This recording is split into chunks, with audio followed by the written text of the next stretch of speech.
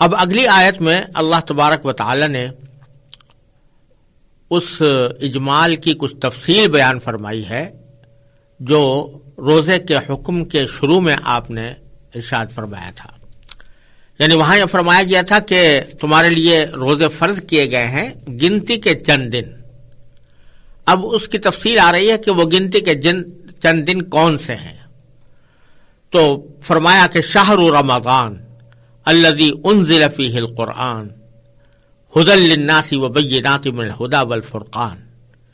پہلے اللہ تبارک و تعالی نے اس رمضان کے مہینے کا تعارف کرایا جس میں روزے رکھوانے مقصود ہیں اور جس میں روزوں کو فرض قرار دیا گیا ہے. چنانچہ فرمایا کہ رمضان کا مہینہ وہ ہے الذی انزل فیہ القرآن، جس میں قرآن کریم نازل کیا گیا. قرآن کریم کے نزول کے لیے شہر رمضان کو یعنی رمضان کے مہینے کو اللہ تبارک و تعالی نے منتخب فرمایا. یہ بات تو تقریباً ہر مسلمان جانتا ہے کہ قرآن کریم ایک مرتبہ میں رسول اللہ صلی اللہ علیہ وسلم پر دفعتاً ایک ہی مرتبہ میں نازل نہیں ہو گیا، بلکہ اس کی مختلف آیتیں مختلف حالات میں نازل ہوتی رہی ہیں، یہاں تک کہ 23 سال میں وہ نبی کریم سرور دو عالم صلی اللہ علیہ وسلم پر نازل ہوا. لیکن یہاں جس نزول کا ذکر ہے کہ رمضان کے مہینے میں وہ نازل کیا گیا، تو اس کا مطلب مختلف احادیث کی روشنی میں یہ ہے کہ اللہ تبارک و تعالی نے یہ پورا کا پورا قرآن جو لوح محفوظ میں موجود تھا اس سے اس کو سمائے دنیا پر یعنی دنیا والے آسمان پر نازل فرما دیا تھا اس رات میں، رمضان کی اس رات میں جسے شب قدر کہا جاتا ہے. اور اسی لیے سورہ قدر میں فرمایا گیا کہ انا انزلناہ فی لیلۃ القدر. تو جو ایک مرتبہ قرآن کریم نازل کیا گیا لوح محفوظ سے آسمان دنیا کی طرف، وہاں فرشتوں کے حوالے کر دیا گیا، اور پھر حضرت جبرائیل علیہ السلام اس کے مختلف حصے مختلف مواقع پر حسب ضرورت نبی کریم سرور دو عالم صلی اللہ علیہ وسلم پر نازل کرتے رہے. ایک تو مطلب اس کا یہ ہے، اور دوسرا مطلب یہ بھی ہو سکتا ہے کہ اللہ تبارک و تعالی نے نزول قرآن کا آغاز نبی کریم سرور دو عالم صلی اللہ علیہ وسلم پر رمضان کے مہینے میں کیا. یعنی غار حرا میں جب سب سے پہلی وحی نازل ہوئی تو وہ رمضان کا مہینہ تھا. اس کا یہ مطلب بھی ہو سکتا ہے کہ اللہ تبارک و تعالی نے رمضان کے مہینے میں قرآن کریم نازل کیا، یعنی نازل کرنا شروع کیا نبی کریم سرور دو عالم صلی اللہ علیہ وسلم پر. تو اس کی ایک خصوصیت تو یہ بیان فرمائی رمضان کے مہینے کی کہ یہ اللہ تبارک و تعالی نے اسی مہینے کو منتخب فرمایا ہے اپنی کتاب اپنے خاتم الانبیاء صلی اللہ علیہ وسلم پر نازل کرنے کے لیے. اور مسند احمد کی ایک روایت سے معلوم ہوتا ہے کہ نبی کریم صلی اللہ علیہ وسلم سے پہلے بھی جو کتابیں اللہ تبارک و تعالی نے اپنے انبیاء کرام پر نازل فرمائی ہیں ان میں وہ کتابیں بھی رمضان ہی کے مہینے میں نازل فرمائی گئی تھیں. چنانچہ حضرت واصلہ ابن اسقع رضی اللہ تعالی عنہ سے مسند احمد میں روایت ہے کہ رسول اللہ صلی اللہ علیہ وسلم نے فرمایا کہ حضرت ابراہیم علیہ السلام کے صحیفے رمضان کی پہلی تاریخ میں نازل ہوئے، اور تورات 6 رمضان میں، انجیل 13ویں رمضان میں، اور قرآن 24ویں رمضان میں نازل ہوا. بہرحال اس روایت کی اسنادی حیثیت سے قطع نظر یہ ایک احتمال ضرور ہے کہ جس طرح نبی کریم سرور دو عالم صلی اللہ علیہ وسلم نے کو قرآن کریم اس مہینے کے اندر عطا فرمایا گیا، اسی طرح پچھلے انبیاء کرام کو بھی رمضان ہی کے مہینے میں قرآن کریم اور رمضان ہی کے مہینے میں ان کی آسمانی کتابیں عطا فرمائی گئیں. اس سے معلوم ہوتا ہے کہ اللہ تبارک و تعالی نے اس مہینے کو یہ اعزاز بخشا ہے کہ اپنا کلام اپنے بندوں کی طرف منتقل کرنے کے لیے اس مہینے کو منتخب فرمایا. پھر آگے قرآن کریم کی تعریف فرمائی ہے اللہ تعالی نے کہ قرآن کریم کیا چیز ہے. تو پہلے تو فرمایا کہ ھدی للناس، یہ قرآن وہ ہے جو لوگوں کے لیے سراپا ہدایت ہے. سراپا ہدایت کس طرح ہے؟ یہ شروع میں سورہ بقرہ کے شروع میں ہدی للمتقین کی میں آپ پڑھ چکے ہیں کہ اللہ تبارک و تعالی نے یہ انسانوں کی ہدایت کے لیے نازل فرمایا ہے، اور لوگوں کی ہدایت کے لیے اس طرح کہ یہ رہنمائی تو ہر ایک انسان کو کرتا ہے، لیکن اس رہنمائی سے فائدہ وہی اٹھاتے ہیں جو اس کی بات کو قبول کرتے ہیں، اس لیے وہاں پر ہدی للمتقین فرمایا گیا تھا، اور یہاں ہدی للناس فرمایا کہ تمام انسانوں کے لیے ہدایت کا راستہ ہے، راستہ یہ دکھاتا ہے۔ دوسرا وصف قرآن کریم کا یہ بیان فرمایا کہ وہ بینات من الہدی والفرقان، یعنی یہ ایسی روشن نشانیوں کا حامل ہے جو صحیح راستہ دکھاتی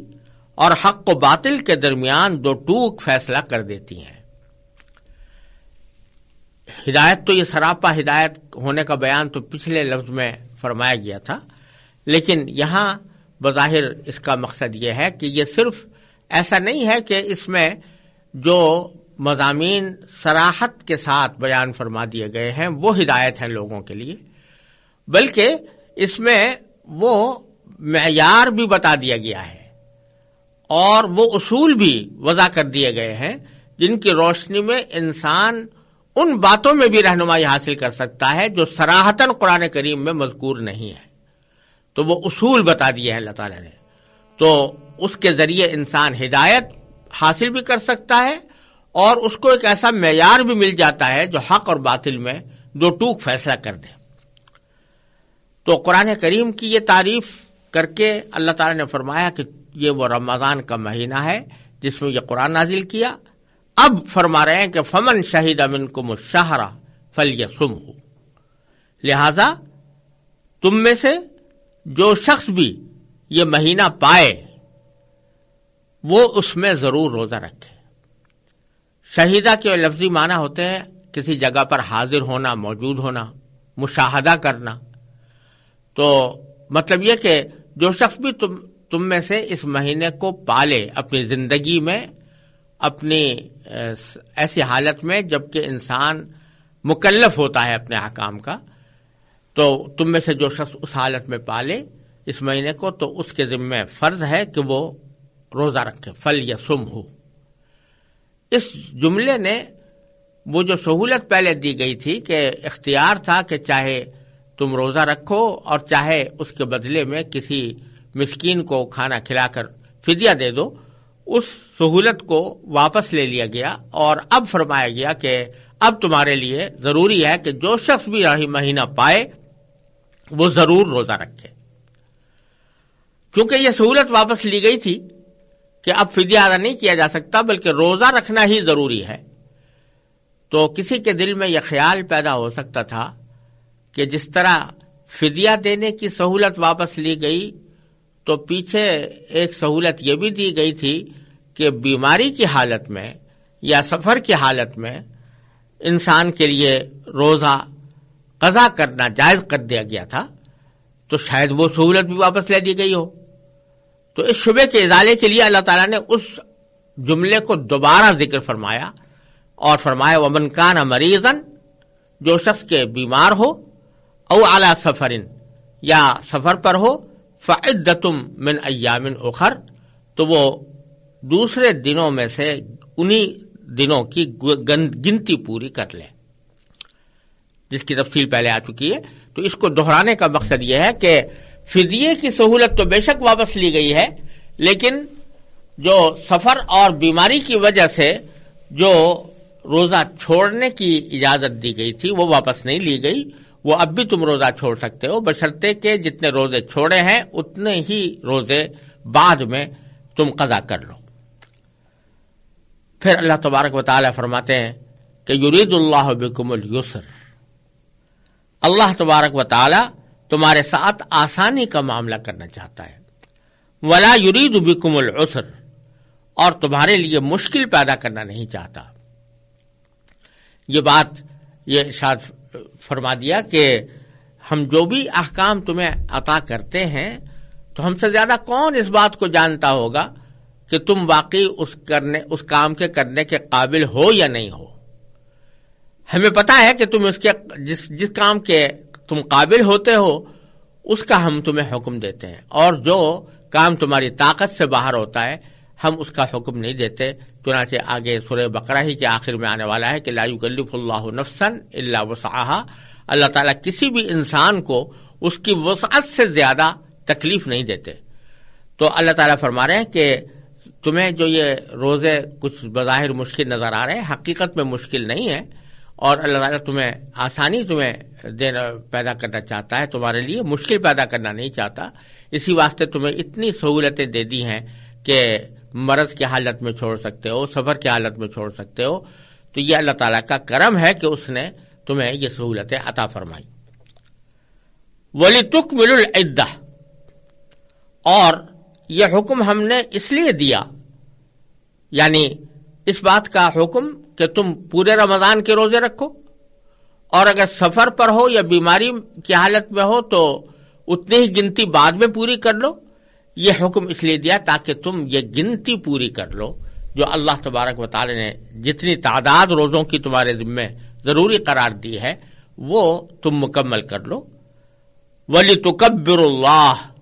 اور تاکہ تم اللہ کی بڑائی بیان کرو, تکبیر کہو. عَلَى مَا هَدَاكُمْ, یعنی اس بات پر کہ اللہ نے تمہیں جو راہ دکھائی ہے کہ روزے بھی فرض کیے جن کا فائدہ تمہارے لیے یہ ہے کہ تمہیں تقوی حاصل ہوگا اور تمہاری زندگی دنیا اور آخرت دونوں میں اس کا فائدہ پہنچے گا. اور دوسری طرف اللہ تبارک و تعالی نے ایسے احکام دے دیے جن کے نتیجے میں وہ روزہ رکھنا آسان ہو جائے. تو اس سب بات پر اللہ کی بڑائی بیان کرو, اللہ کی تکبیر کہو. یہ تکبیر ایک تو اس کا معنوی پہلو ہے, اور وہ یہ کہ آدمی کو رمضان کے روزوں کے درمیان اور ہر وقت عبادت کرتے ہوئے, اللہ تعالیٰ کی اطاعت کرتے ہوئے, اللہ تعالیٰ کی کبریائی کا تصور ذہن میں رکھنا چاہیے کہ اللہ تبارک و تعالیٰ سارے کائنات سے بڑے ہیں, اور اللہ اکبر کے بارے یہی ہے کہ کائنات میں اس سے بڑی کوئی ذات نہیں, لہذا اس کے احکام واجب التعمیل ہیں, اور اسی کے حکم کے مطابق انسان کو زندگی گزارنی چاہیے. لیکن ساتھ ہی اس میں بعض مفسرین نے فرمایا کہ اس میں ایک لطیف اشارہ اس طرف بھی ہے کہ جب رمضان المبارک کا مہینہ پورا ہو جاتا ہے تو اللہ تعالیٰ نے عید کی نماز مسلمانوں کے لیے مقرر فرمائی ہے, اور وہ عید کی نماز ایسی ہے کہ اس میں تکبیریں زیادہ ہوتی ہیں, 6 تکبیریں اس میں زیادہ ہوتی ہیں. تو اس کی طرف بھی اس میں ایک لطیف اشارہ موجود ہے کہ گنتی پوری کر لینے کے بعد, یعنی رمضان کے مہینے کی گنتی پوری کر لینے کے بعد جو یا 29 ہوں گے یا 30 روزے ہوں گے, اس کے بعد پھر تم اللہ کی بڑائی بیان کرو اس بات پر کہ اللہ تعالیٰ نے تمہیں ہدایت عطا فرمائی. وَلَعَلَّكُمْ تَشْكُرُونَ,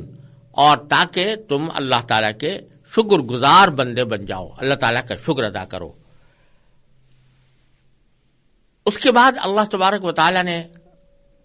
ارشاد فرمایا کہ وَإِذَا سَأَلَكَ عِبَادِي عَنِّي فَإِنِّي قَرِيبٌ, اور جب میرے بندے آپ سے میرے بارے میں پوچھیں تو آپ کہہ دیجئے کہ انی قریب, میں قریب ہوں. کتنا قریب ہوں کہ اجیب دعوت الداع اذا دعان, جب کوئی مجھے پکارتا ہے تو میں پکارنے والے کی پکار سنتا ہوں. یہاں اللہ تبارک و تعالی نے اس جملے میں جو سیاق کلام چلا آ رہا ہے وہ رمضان کا ہے, رمضان کے روزوں کا ہے. اس میں خاص طور پر اس جملے کو جو ذکر فرمایا تو اس کی وجہ بظاہر یہ معلوم ہوتی ہے کہ ایک طرف تو یہ بتلانا مقصود ہے